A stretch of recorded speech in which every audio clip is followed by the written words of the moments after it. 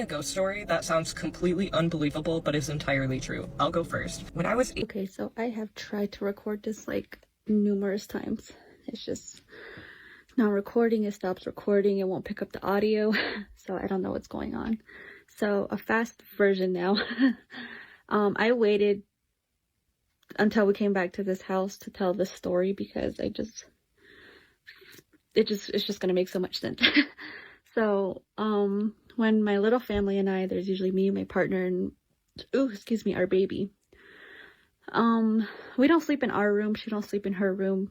Like, it's just so scary. So when we sleep here, we sleep in my mom's room. My daughter sleeps there. My partner sleeps in the middle. I sleep at the edge of the bed. When I sleep at the edge of the bed, I used to sleep with this window open, but I just don't anymore. But when I sleep at the edge of the bed, I could just like easily roll off.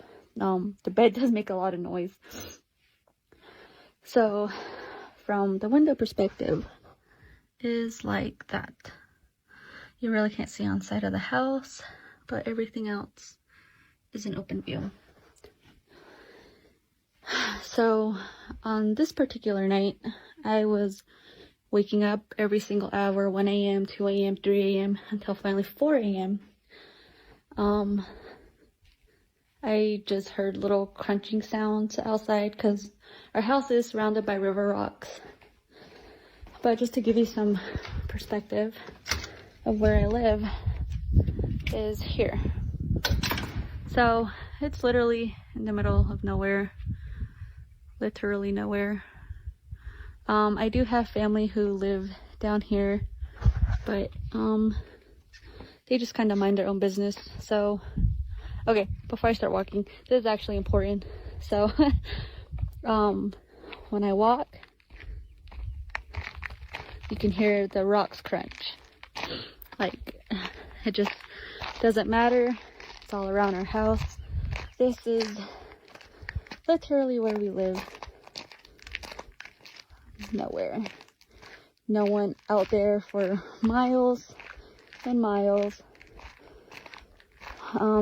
I do have another family member who lives way over there, but they're just so far away. We hardly visit them or see them at all now. So, like I said, I was waking up every single hour. This is my mom's window, and outside of here is the side of the house. It's just kind of all my dad's tools. And this tree is important for later because it still extends out that way.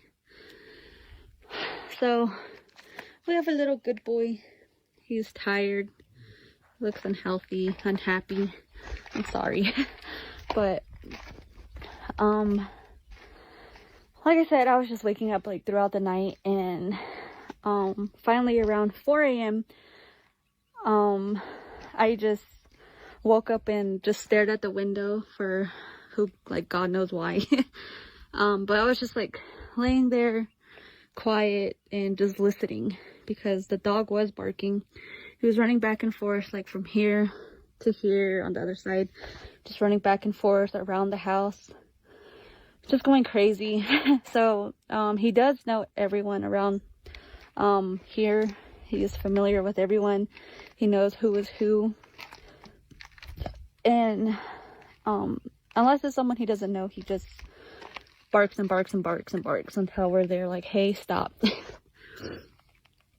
And during this time, I did have an uncle who was jumping couch to couch, which is kind of important because he did used to come around to feed our dog, which is how our dog got to know who he is.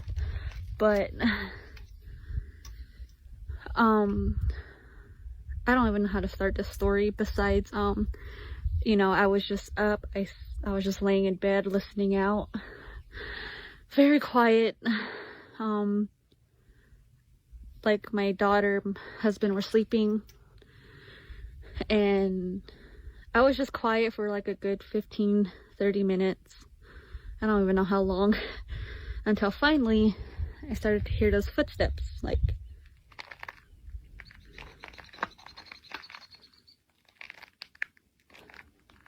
so. No matter where you walk around our house, the rocks are gonna crunch. Like, no matter what, if you're walking fast, if you're walking slow, they are gonna crunch. And I woke up my husband like, hey, someone's outside. Not that loud, obviously. I'm just over exaggerating because, like, I don't even know what to think during the time. And he was like, what do you mean? Who's outside? Like, is it your uncle? And I'm like, no, like, if it was him, he would have, like, already came up to the window and been like, hey, can you let me inside? Like, it's cold. But it wasn't him. That wasn't happening.